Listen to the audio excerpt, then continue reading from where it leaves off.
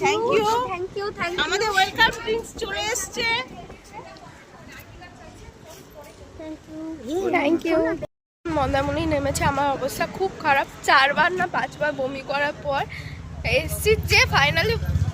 আর আসার পর welcome drink দিয়ে দিয়েছে হেভি খেতে, ওর খাওয়া হয়ে গেছে, আমি খেয়ে নি। চলো।